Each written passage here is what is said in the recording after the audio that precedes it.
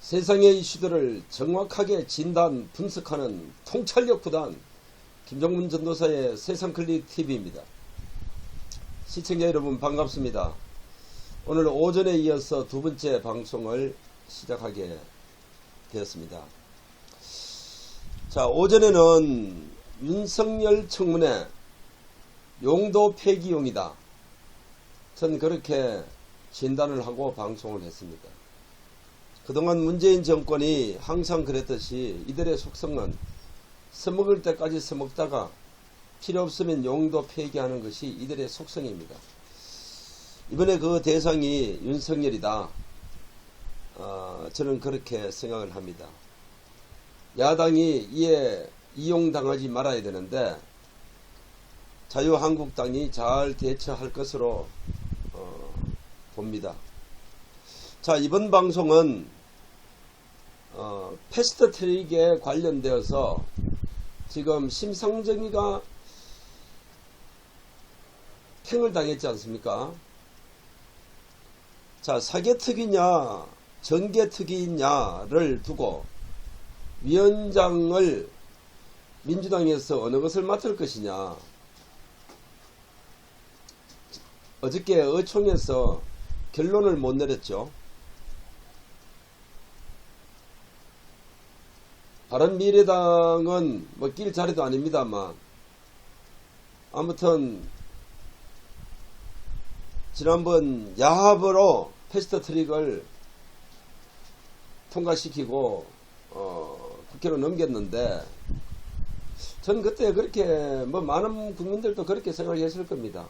이거 제대로 안 된다. 자, 첫째는 그게 선거법이 있기 때문에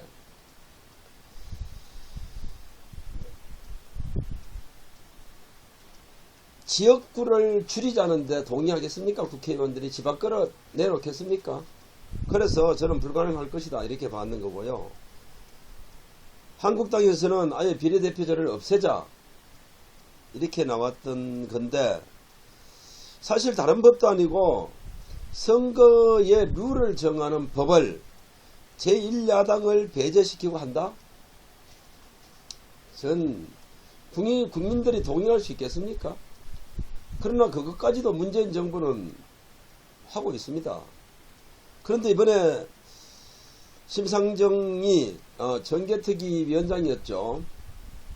참 힘차게 방망이를 지난번 두들겼는데 이번에 팽을 당했습니다. 사실 따지고 보면 교섭단체도 아닌 정당에서 위원장을 맡는다는 게 안 맞는 거죠. 그러나 그동안 야합을 하면서 민주당이 묵시적인 허락을 했던 거죠. 미필적 고의입니다. 자, 지난 것은 다 접어두고요. 이번에 한국당이 조건 없이 국회로 복귀를 했습니다. 거기에는 아주 결단이 있었고 전략이 있었죠. 이런 걸 내다봤다고 저는 봅니다. 이번에 민주당에서 사개특위 위원장을 맡을 것이냐 정개특위를 맡을 것이냐에 따라서 문재인 정부의 올해 하반기 총선 전까지 임하는 정책을 엿볼 수가 있습니다. 자, 제가 좀 전에 윤석열 검찰총장 청문회를 얘기했는데요. 전 이번에 윤석열 검찰총장 청문회에서 한국당과 기타 야당에서 청문 보고서를 채택하지 않을 거거든요. 제가 좀 아침 방송했습니다만 그것을 빌미로 해서 윤석열이 청와대에 자릅니다.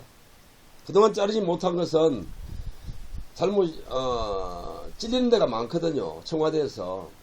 그래서 못 잘랐는데 이재기라는 게 있죠. 상대를 이용해서 적을 친다는 거 바로 여기에 해당이 됩니다. 보십시오. 자, 그리고 민주당 내에서는 사개특위위원장을 맡을 것이냐 정개특위를 맡을 것이냐. 당연히 당에서는 정개특위를 맡아야 된다는 거죠. 왜냐하면 선거법이 있기 때문이죠. 자기들의 목숨과 연관되는 선거법이 있는데 당연히 정개특위를 맡으라고 하죠. 그래서 이와 연관되어서 이번에 아마도 민주당이 정개특위를 맡을 겁니다. 고도의 전술이 있는데요.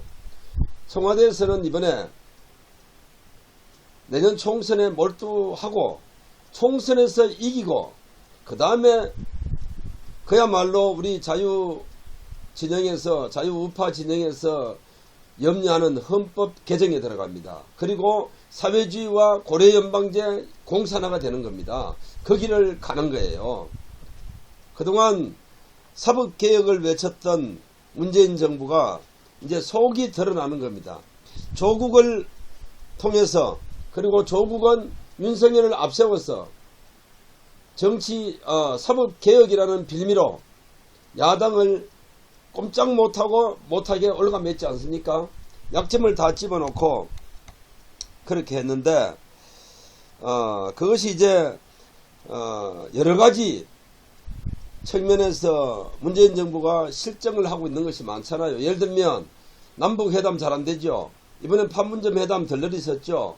운전대 나와버렸죠. 그 다음에 일본에서는 또 경제 압박을 가하고 있죠. 이 모든 건요. 그리고 내적으로는 뭡니까? 민주노총이 이렇게 거리로 나왔지 않습니까?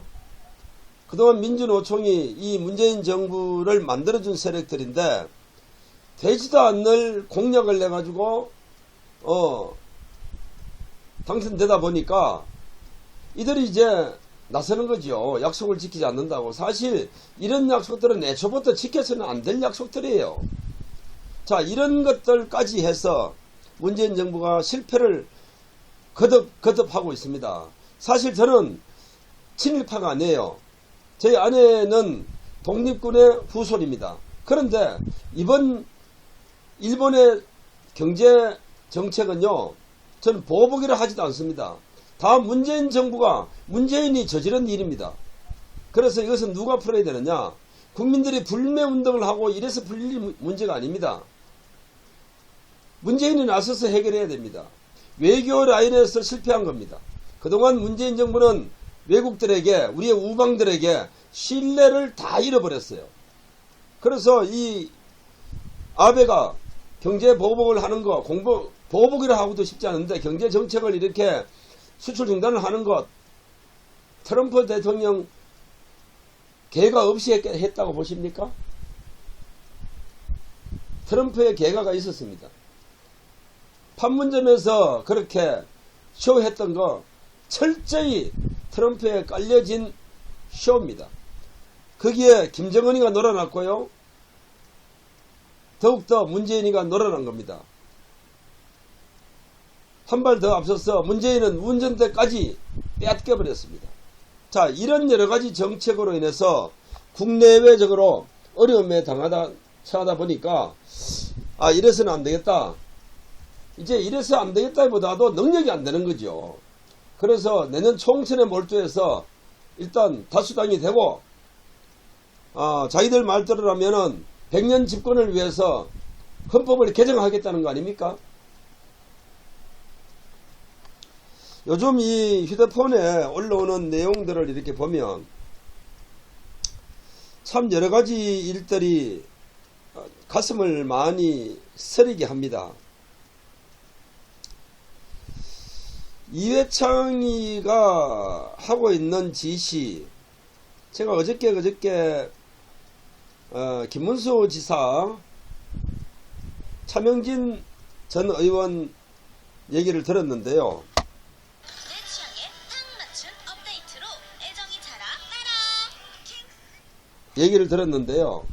과관입니다. 이회창이가 왜 이런 짓을 하는지, 저는 물론 80년대 이들과 싸워봤습니다만은 저는 좌파가 아니었기 때문에 그 속속들이는 모르잖아요. 그런데 김문수 지사와 차명진 전 의원은 좌파였습니다. 전향을 했기 때문에 그 속을 잘 알죠.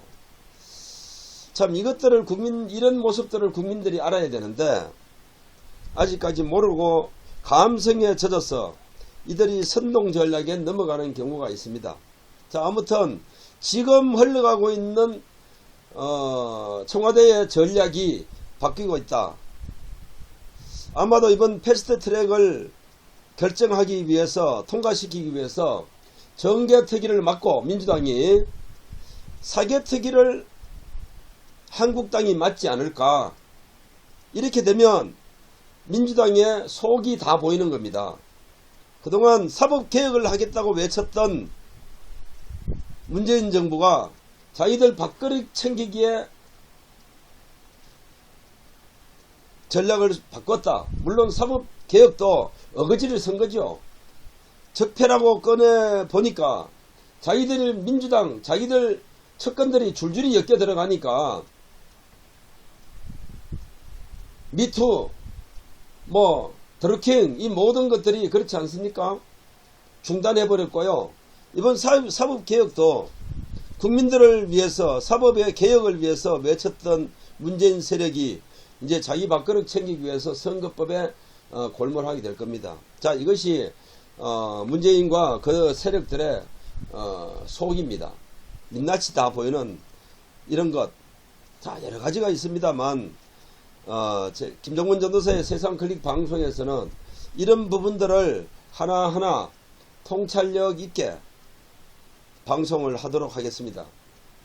오전에 방송드렸던 윤석열 이제 용도 폐기 청문회, 두 번째 방송 민주당이 총선에 몰두하는 전략으로 바꿨다. 그것이 바로 정개특위위원장을 맡을 것이다.